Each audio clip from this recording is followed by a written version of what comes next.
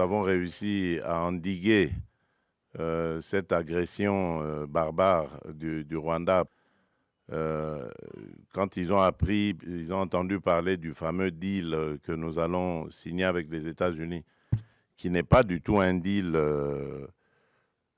qui consisterait à brader les minerais de la République, mais ils se sont vraiment déployés comme jamais, comme ils ne le font pas quand il y a des causes à défendre au pays. Mais pour ça, ils se sont vraiment déployés, tous, hein, toutes catégories confondues, hein, politiciens, religieux, société civile, tout ce que vous voulez, pour essayer d'empêcher, dissuader les Américains à faire ce deal avec nous. Donc pour laisser les Congolais dans la souffrance, ce que ça veut dire. Donc c'est pour vous dire combien nous avons d'ennemis dans ce que nous faisons. Mais nous n'avons pas peur de ça. Nous avons commencé ce combat bien avant eux, pendant qu'eux, ils buvaient du petit lait. Voilà. Nous étions déjà au combat. Nous connaissons ce que c'est, se mesurer à des puissances, à des gens qui se croient puissants. Nous sommes habitués à ça et ça ne va pas nous décourager. Alors, tout ce que je peux vous dire, c'est par rapport à ce qui s'est passé hier. Vous pouvez suivre vous-même parce qu'il n'y avait pas de secret dans ce qui s'est passé. Je l'ai fait ouvertement. J'ai tendu la main à celui qui représente évidemment les forces qui agressent la République démocratique du Congo pour prendre à témoin le monde entier. Parce que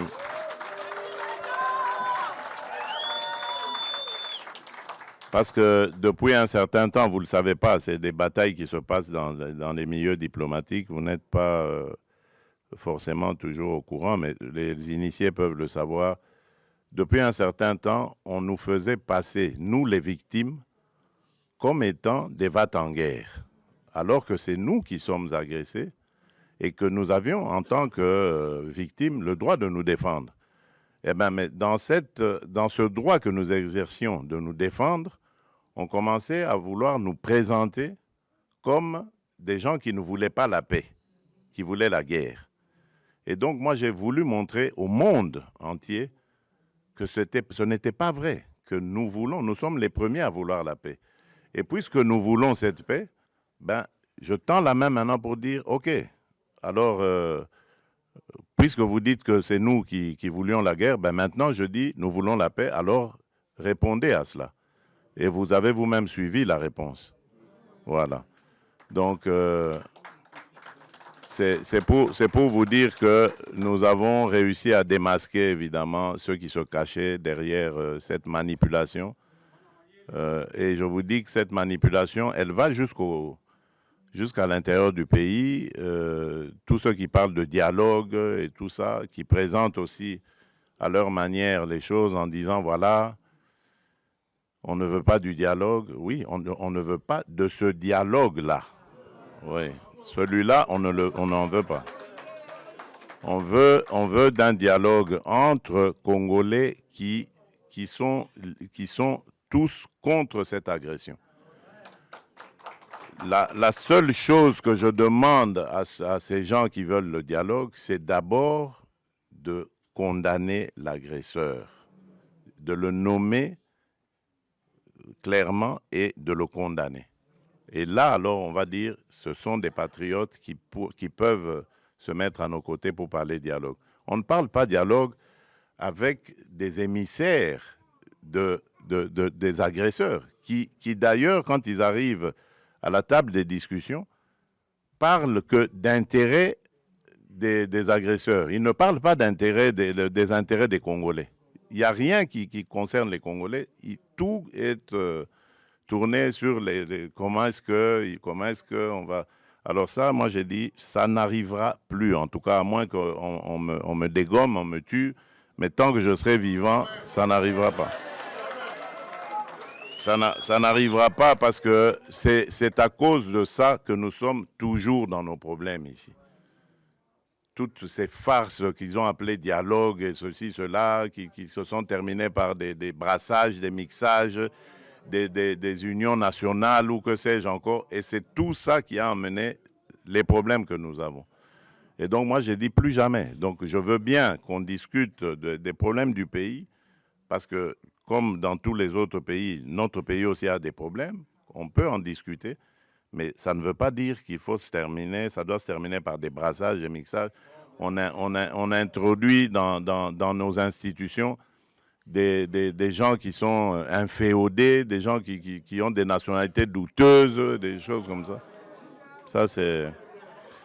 Alors, donc, nous voulons la paix. Ça, c'est très clair. Nous sommes les premiers à le dire depuis l'agression de 2022, quand elle a commencé. Nous voulons la paix. Parce que je peux vous dire que cette guerre nous coûte énormément. Nous privons notre peuple de beaucoup de choses parce qu'il faut renforcer nos capacités de défense et de sécurité.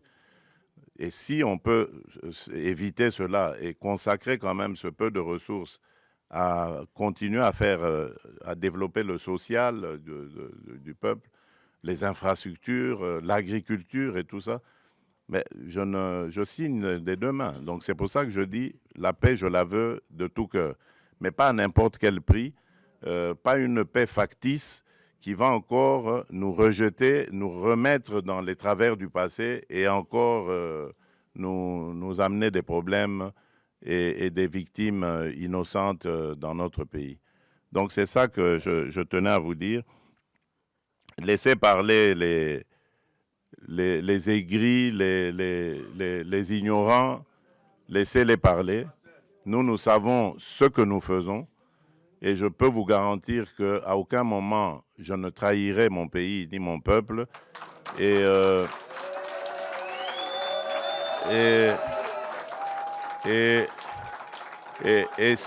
surtout,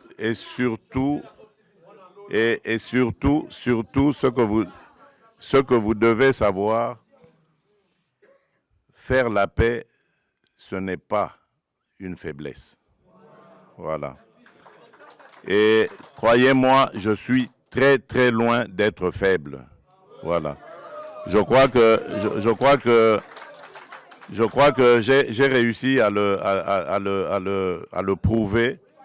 J'ai réussi à le prouver à plusieurs reprises. Si aujourd'hui on parle sanctions, si aujourd'hui on parle dialogue, médiation, que ce soit africaine ou autre, américaine et qatari, je crois que c'est grâce quelque part à ce que j'ai aussi fait, ne fût-ce qu'un peu.